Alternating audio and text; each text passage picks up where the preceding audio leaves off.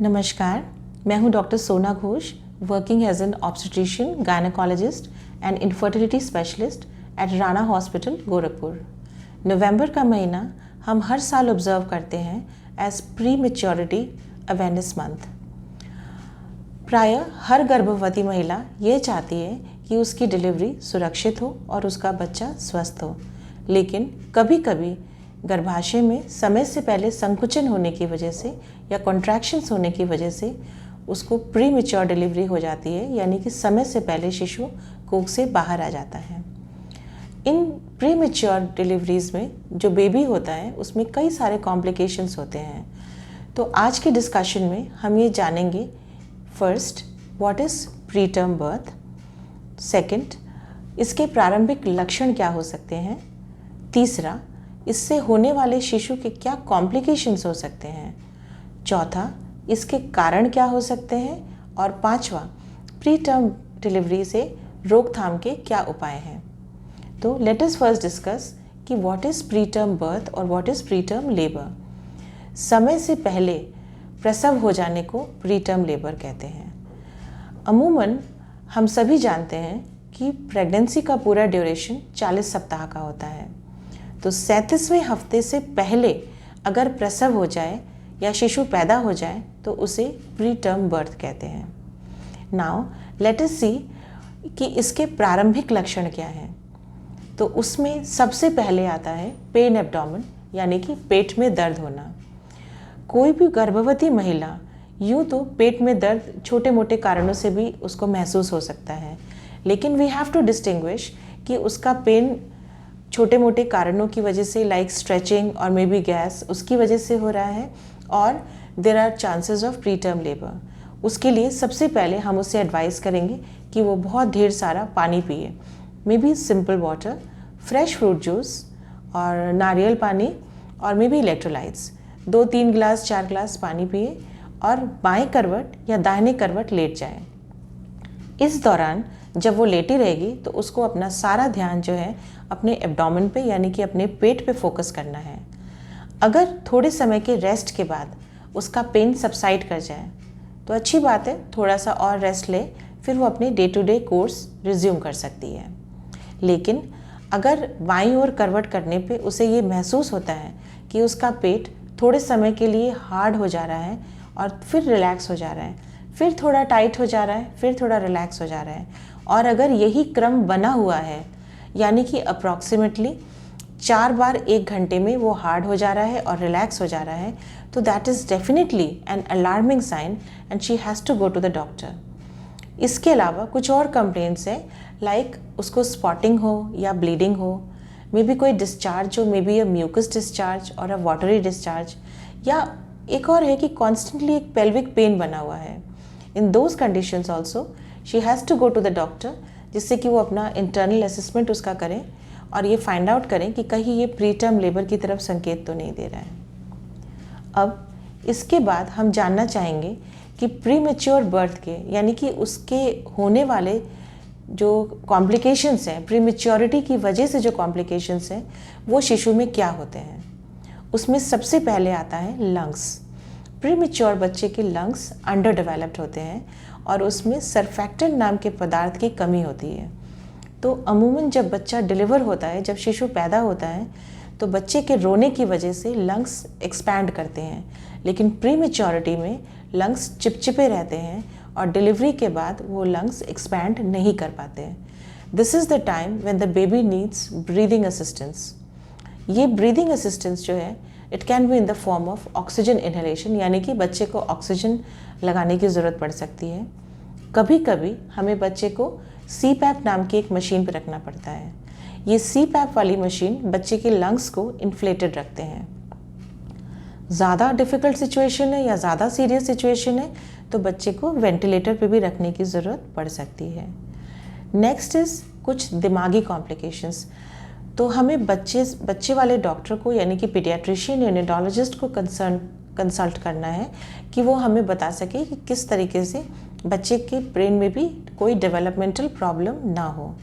And third which is very important is feeding. इतने छोटे बच्चे का यानी कि प्रीमेच्योर बच्चे का जो सकिंग रूटिंग रिफ्लेक्स है वो अंडर डेवलप्ड होता है, यानी कि जो कोऑर्डिनेशन है जिसकी वजह से बच्चा माँ का दूध पी सकता है वो अंडर डेवलप्ड होता है। ऑल्सो उसका जो जीआईटी है यानी जो उसका गैस्ट्रो इंटेस्टाइनल ट्रैक्ट है वो भी डेवलप्ड होता है, वो भी अंडर डेवलप्ड होता है, जिसकी वजह से वो दूध को पचा नहीं पाता है। So once again this is the time when the neonatologist और the paediatrician will tell us कि कैसे इस फीडिंग को प्रॉपरली इस्टेब्लिश करना है। अब हम जानेंगे कि what are the causes of pre term labour, यानी कि प्री टर्म लेबर होने की क्या कारण हो सकते हैं। कारण में सबसे पहले हिस्ट्री, यानी कि किसी भी महिला को अगर पहली डिलीवरी समय से पहले हुई है तो यानी कि वो उसको नेक्स्ट डिलीवरीज भी समय से पूर्व यानी कि प्री टर्म हो सकती हैं। नेक्स्ट, किसी को अगर स्मोकिंग हैबिट्स हैं या फिर किसी को यूटीआई है यानी कि यूरिनरी ट्रैक्ट इन्फेक्शन, पेशाब की थैली में या पेशाब के रास्ते में संक्रमण है तो भी वो से प्री टर्म लेबर हो सकता है। या आजकल बहुत सारे बच्चे जो है आर्टिफिशियल रिप्रोडक्टिव टेक्निक से हो रहे हैं लाइक आईयूआई या आईवीएफ, वो बच्चे भी प्रीमेच्योर होने की संभावना रखते हैं। Next are certain maternal complications.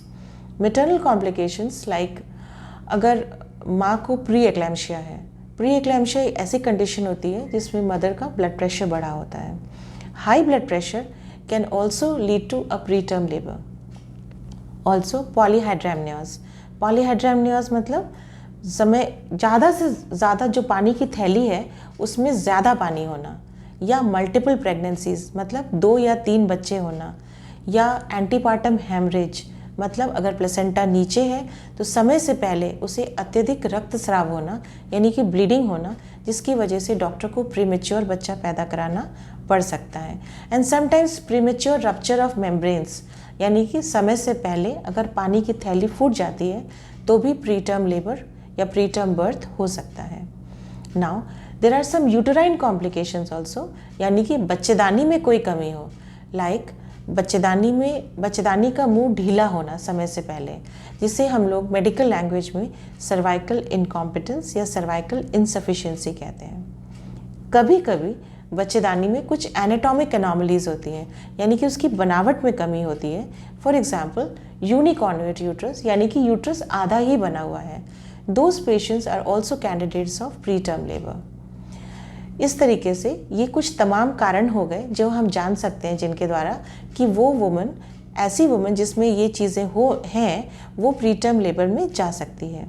तो अगर इन सब में से कोई भी कारण उस गर्भवती महिला में है तो वो इमीडिएटली अपने डॉक्टर के पास जाए तो वो उससे कुछ रोकथाम की सलाह दे सकते हैं। So once the woman goes to the doctor तो एज अर्ली एज 12 वीक्स हम एक इंटरनल सोनोग्राफी कर सकते हैं, जिसके द्वारा हम ये पता लगा सकते हैं कि वो पेशेंट प्री टर्म लेबर में जा सकती है कि नहीं। एक्चुअली अल्ट्रासाउंड मशीन में कुछ ऐसे सॉफ्टवेयर होते हैं जिसमें हम जब उसके रिस्क फैक्टर्स डालते हैं तो वो कैलकुलेट करके बताते हैं कि this woman can be a candidate of pre term labour.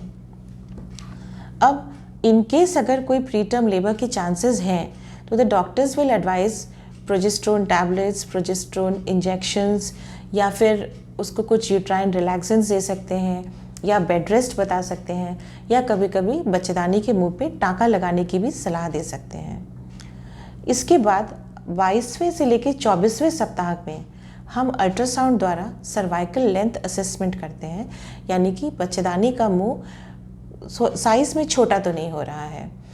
तो सर्वाइकल लेंथ असेसमेंट में अगर हमें लगता है कि लेंथ में कमी हो रही है तो भी हम उनको, जैसा कि मैंने बताया अभी, उस लेडी को प्रोजेस्टेरोन इंजेक्शंस या रेस्ट या यूट्राइन रिलैक्सेंट्स या बच्चेदानी के मुंह पे टाँका लगाने की सलाह दे सकते हैं।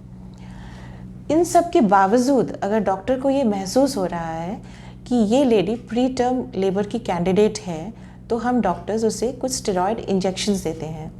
इन स्टेरॉयड इंजेक्शंस से बच्चे की लंग मैच्योरिटी होने में काफ़ी फ़ायदा मिलता है। अगर देखा जाए एक मोटे तौर पे तो एक दिन जो बच्चा माँ की कोख में रहता है वो अप्रॉक्सीमेटली 3 दिन के NICU के स्टे के बराबर होता है। तो अगर हमें 1 दिन, 2 दिन या 3 दिन का भी मौका मिल जाए तो बच्चे का जो पेरीनेटल आउटकम है वो काफ़ी इम्प्रूव हो जाता है। इसके अलावा ये सब चीज़ें तो हैं इम्पॉर्टेंट, लेकिन अगर कोई भी लेडी प्री टर्म लेबर की कैंडिडेट की संभावना रखती है तो इट इज़ वेरी इम्पॉर्टेंट कि उसकी डिलीवरी एक ऐसे वेल इक्विप्ड हॉस्पिटल में हो जहां NICU फैसिलिटीज़ बहुत स्ट्रॉन्ग हो।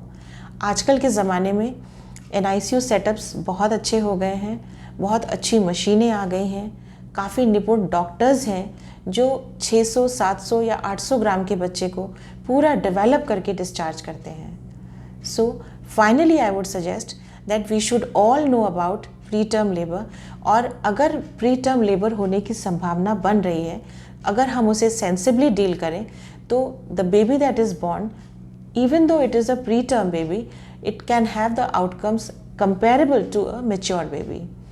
फाइनली, जैसा कि हम जानते हैं कि around 10% deliveries pre term labour में लैंड अप कर सकती हैं, तो आज हमें ज़रूरत है कि आप और हम मिलके इसकी जागरूकता को फैलाएं, जिससे कि जो होने वाले शिशु हैं उसके कॉम्प्लिकेशंस को हम पूरी तरीके से अवॉइड कर सकें।